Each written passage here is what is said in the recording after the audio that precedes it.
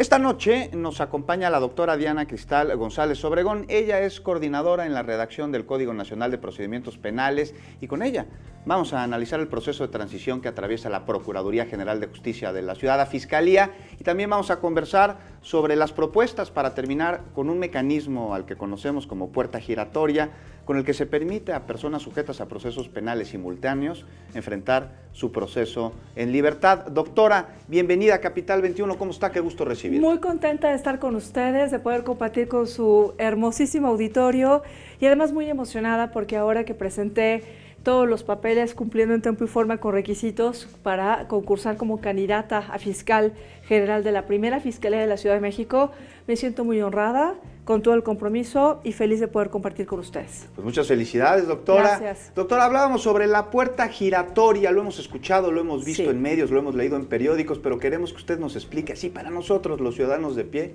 en qué consiste, de Con qué se mucho trata. gusto. Gracias. Tenemos ahorita, desde 2016, un sistema de justicia penal que es precisamente para la gente de a pie, para el pueblo que somos todas y todos nosotros, donde no necesitas conocer a un juez para que te reciba, no necesitas pagar al mejor abogado para que te defienda, donde se quita toda la oscuridad del seguimiento por papeleo y entramos a un sistema que es transparente, rápido, con toda la apertura para participar las víctimas y los imputados y además que permite dignificar la calidad de la justicia en México. ¿Qué ha pasado? Hay un enorme desconocimiento, yo les puedo decir, sigue habiendo un 90% de desconocimiento de un sistema que es bondadoso, tiene ventajas, es rápido, respeta los derechos humanos, es oral, porque hay mucha gente que le gusta la corrupción. Y ante la corrupción hay inequidad, hay obscuridad, y entonces, quien no sabe, pues no pasa nada. Eso es lo que ha pasado ahorita. Tenemos un sistema muy bueno, tenemos un sistema que requiere, sin embargo, capacitar a la gente, transformarlo ahorita con la Fiscalía de la Ciudad de México, requiere evolucionar el sistema de gestión, este sistema que va a digitalizar las causas, que va a darles un seguimiento mucho más rápido y que además permite que las víctimas tengamos voz, porque pareciera, por la mala información que hay en el sistema, que los imputados son los que tienen más derechos, y eso no es cierto. En las leyes, que platicábamos ahorita antes de estar al aire, las leyes dan igual de derechos a las víctimas y mucho a mujeres y niñas, pero no hemos sido capaces en México, aún y con los esfuerzos que han sido magníficos, de poder traducir todo lo que tenemos en la ley con mecanismos y acciones para que la gente de a pie, los ciudadanos, entiendan cómo accesar, cómo participar, cómo denunciar, cómo pedir una salida alterna, cómo evitar que un imputado tenga acceso a un procedimiento abreviado, que es otra forma antes del juicio para ponerle fin. Soy de las pocas abogadas litigantes que en las audiencias pido, en cuanto estamos integrando una carpeta, medidas de protección para las víctimas. Inclusive como las redactamos, hay algunas que el MP las puede imponer sin que le pida al juez que las imponga.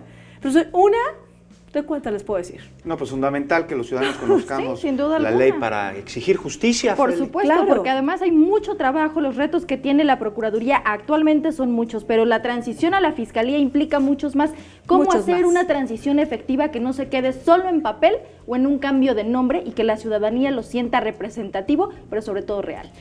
Con personas que tengan los conocimientos, como tu servidora. ¿Por qué? Porque no es posible que tengas a una persona que sea fiscal, hablo a nivel nacional, que haya estudiado el sistema con libritos o que ni siquiera haya participado en la creación del propio sistema penal acusatorio. Gracias a México, a este país que amo, me ha tocado estar por 20 años, un poquito más, participando en cada entidad federativa, diseñando y creando el procedimiento penal. No es lo mismo hablar de un sistema leyéndolo, a participar en su diseño, en su estructura, en las entrañas. 2. He trabajado el proyecto de transformación a fiscalías, en su momento cuando era funcionaria federal, en la PGR, para la transición a fiscalía, haciendo propuestas de diseño, de estructuras. Esto es, requieres personas que conozcan, tanto en liderazgo como en equipo de trabajo, entender una estructura diferente, con una autonomía, con una coordinación mucho más estrecha, con una capacitación operativa, con una coordinación incluso mucho más cercana y activa con la sociedad, porque son parte también importante, son los clientes de la Fiscalía, son a quien le debe trabajar, son los jefes, la ciudadanía, de la propia Fiscalía. Doctora, y precisamente sobre esto que usted está mencionando, parece haber una fractura entre población y autoridades. ¿Con la Fiscalía de la Ciudad de México se resarcirá de alguna manera la relación que existe y cómo sería? Se debe hacer, se debe hacer. El sistema penal acusatorio es un sistema muy bondadoso, realmente evita injusticias, evita que una persona acusada por alguna cuestión de odio la metan a la cárcel con una medida cautelar, evita también sentencias injustas porque cuida el sistema, legalidad. Ustedes han escuchado miles de casos, todos nosotros, de sentencias donde las pruebas, después de analizarse por la Corte Interamericana o a través de un amparo directo, las ponen abajo. ¿Y cuál es la percepción de la sociedad? De impunidad, de tristeza, todos los que hemos sido víctimas de delitos. El sistema, que lo tendríamos que apoyar al acusatorio, lo que busca es tener filtros, embudos en las pruebas. No todo es prueba, no todo es legal, no se admite lo ilegal, no se admite lo que no es relevante, no se admite lo que no es pertinente para esclarecer los hechos. Y entonces, lo que busca el sistema es que tengamos sentencias que se basen en pruebas confiables y lícitas. Ahora, se debe de perder este desconocimiento, este puente tan largo que existe con una fiscalía.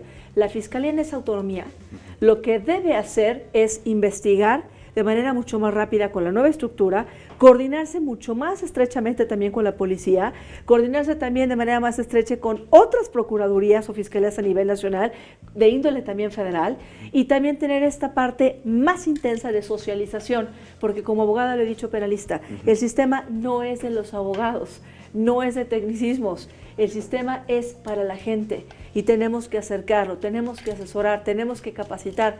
Hay buenos perfiles en la Procuraduría, pero no tienen la capacitación, muchos de ellos, operativa. Y entonces tú, cuando vas como víctima a denunciar, te dicen, llene usted su lectura de derechos.